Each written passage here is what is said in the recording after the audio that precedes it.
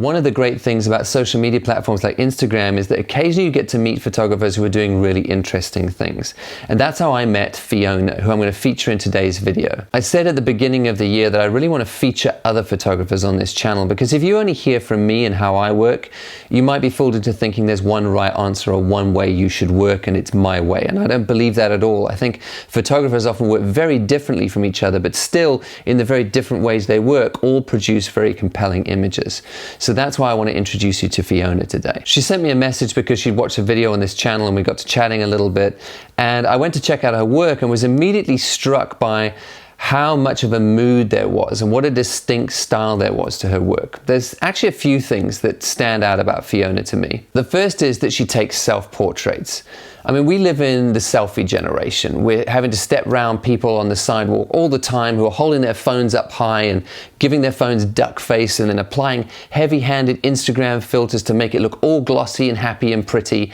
And to me, all that kind of stuff feels a little bit plastic. But for me, Fiona stands as the antithesis of this. She isn't trying to capture herself with porcelain perfection. She's embracing imperfection and even adding it into images. She's putting in mood and character and grunge and texture and lots of shadow and darkness. She's trying to convey some personality and story in the work that she produces. Another thing I love about Fiona and the way she works is that she's not at all a technical photographer, and she's living proof that you don't have to nerd out over the tech to produce compelling images.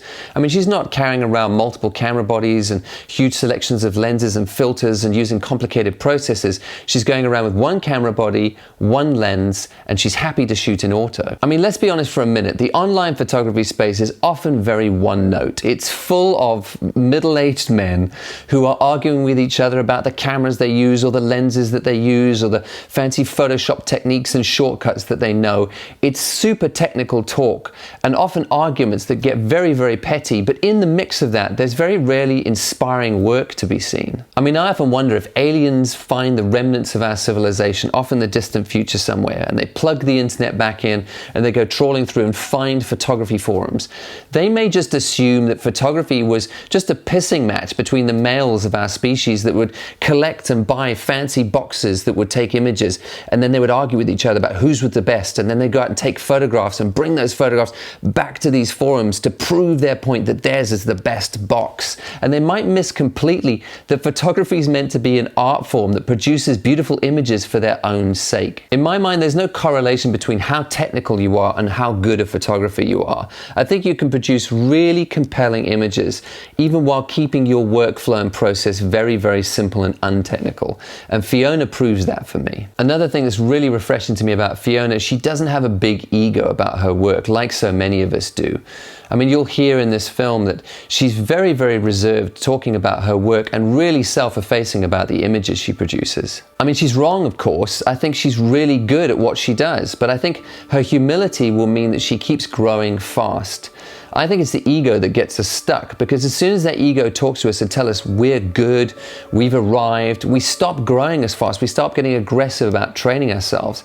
That won't happen to Fiona, because that humility she has will mean she's a better photographer day in and day out because she keeps pushing herself. So in our modern world of the ubiquitous plastic selfie and loud male-dominated online photography forums where men compare the lengths of their lenses, it's really refreshing to find somebody who's producing evocative images in a very untechnical way, who is intuitive in the way she shoots and very self-effacing about the work that she produces. So I'm going to shut up now. Here's Fiona Lark.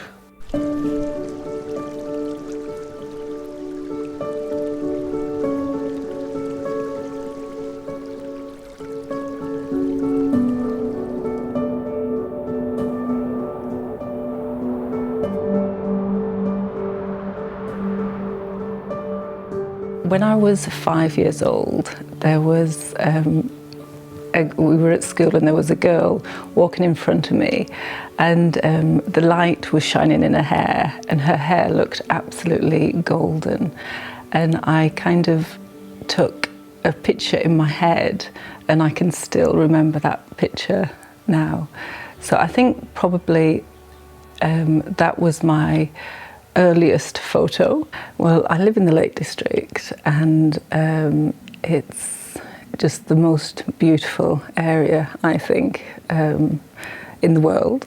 I pass lakes and go up mountains, you know, most days, and every day I still really appreciate the beauty of the lakes. Well, I started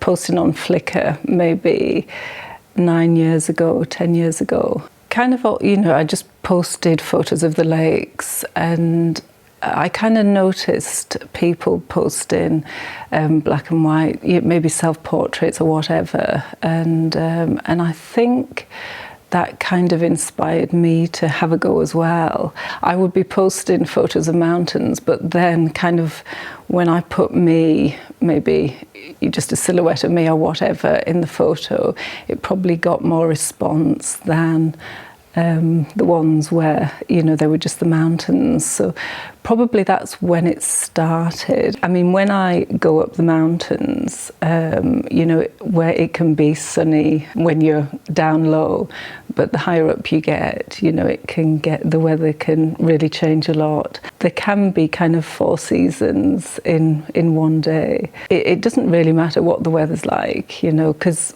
when I come to editing, you know, you can edit in a certain way just to create, you know, your own atmosphere kind of thing. But I love shooting in the rain and the mist. There's just something about the mist. I never kind of set out with a plan of, right, you know, I want to tell this story or I want to tell that story. I just go up there, just take the photos, whatever the weather's like or anything, and just see what happens. And it's so exciting to come back down from the mountain and look through the photos. It kind of feels a bit like Christmas morning, you know, just looking through everything. I don't take a tripod or anything like that, just because in my bag I've just got to take the essential things, because I climb quite high on the mountain.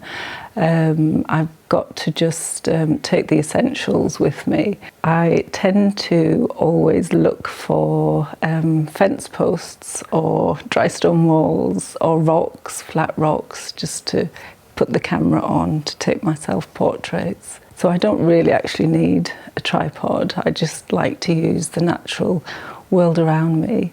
I got my 5D Mark III 3 years ago, and I think I got it because it was my partner who showed me, sent me a YouTube video. They were testing, I think it was more the 7D they were testing, and I think they'd ran a truck into it, they'd burnt it, they'd frozen it, and it still kind of survived. So I think I kind of thought, right, well, you know, I need something that's really tough and Fiona proof, because I kind of don't use a tripod or anything. I mean, it's such a heavy camera that I probably couldn't balance it on the tripod up a mountain anyway.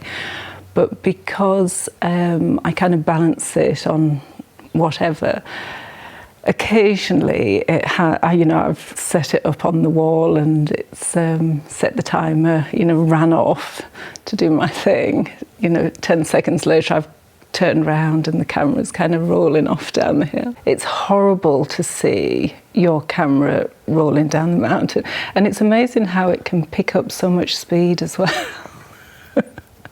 I'm always looking for where the light is going to be, and there's certain places that I go that I know that I'm guaranteed to get really good light in. And I like it if the light just hits, you know, say one part of the tree or one part of me, you know, whether it's the light hitting my hand or collarbone or nose or whatever. So just to get just a tiny little bit of light in, just to, I don't know, just to add a little bit of mystery to the shot. I'm always looking for really simple backgrounds as well. I'm looking for the light and the shadow and the simple backgrounds with just one focal point. And also I think I kind of climb as high as I possibly can just to get the layers of the other mountains.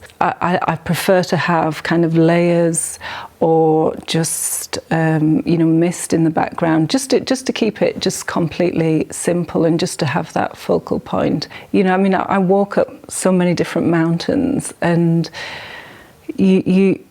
the view is absolutely fantastic. You've got the lakes and towns, and but sometimes there's just too much to be looking at. And although it looks absolutely beautiful, it doesn't really, it doesn't do anything for me. I just want to keep things really simple. I'll set the camera up and I'll look through the viewfinder, and then just to make sure that, the composition is going to be okay. And then, I'll then press the button and then run if I need to be far away from the camera. It's kind of shooting blind in a way, because I kind of know whereabouts I'm going to be or where I'm going to stand to get the best light.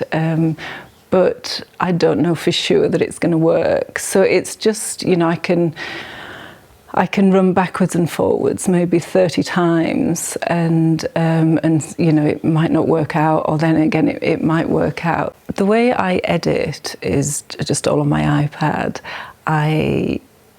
I've got to do it as soon as I get back down from the mountain, so I'm absolutely exhausted. I have a shower, and then the next thing I do is go through all the photos. I might have taken 100 photos and none of them might be any good, which is fine, because I know that tomorrow, I'll do better and I'll try again. But I like to edit on my iPad because I can just do it anywhere. So I can do it, if I'm out in the car or waiting for an appointment or whatever. So I've always got my iPad with me. So I'm always kind of looking and editing. I'm constantly going back to old photos and thinking, why did I edit it that way? So it's always kind of an ongoing process where I'm editing and then going back, and I don't think any of my photos are actually finished. They're all kind of an ongoing process.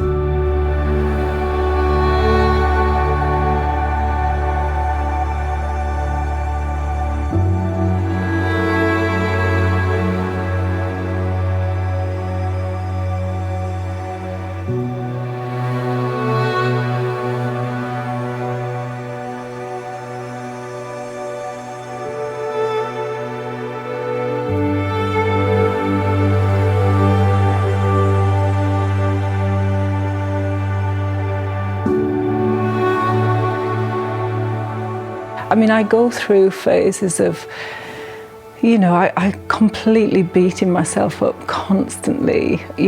I'll go through a cycle of, thinking, right, I'm just not good enough, my photos are rubbish, to, oh no, I'm okay, I'm good, I'm fine, to, oh my God, you are so self-indulgent, why are you doing this kind of thing? And then, and then it'll go back to, I'm not good enough. And then it'll go back to, okay, I'm good enough. So this cycle, this constant cycle, but it doesn't matter. It's something that I've got to do, and it's something that's really deep inside, and I've got to create, and I've got to be creative. I would prefer probably to take a photo of somebody else, because for me that would be easier. But there aren't many models that I could drag up a mountain at kind of 5 o'clock in the morning in the pouring rain and say to them, right, take your jacket off now, sub-zero temperatures, pouring down, whatever. Now we're going to take some photos. And there's no models that would do that. So that's why I've pretty much got to, get on and do it myself, everybody goes through bad times, and I've been through some really bad times, and the camera and the mountains have kind of been my sanctuary. I'll be having it's a bad day or whatever, and I just grab my camera and just go, and I really do believe that the mountains and the the camera have got me through some really difficult times. When I've got my camera, I'm just completely focused on my surroundings and everything, so everything else just kind of disappears. So it's almost like pressing the reset button, and then, you know, I'll come back down from the mountain and, you know, things can start again and I'm fine. I think posting just anything creative, you are guaranteed that you are going to get criticism. So I think I do feel very vulnerable posting. It's always nice to get good feedback when you post something, and I'm always completely amazed when anybody says anything nice about my work. So yeah, because of the difficult times I've had in the past, I think kind of doing the self-portraits and getting the good feedback has kind of made me think maybe I'm not as bad as I think I am. And I don't actually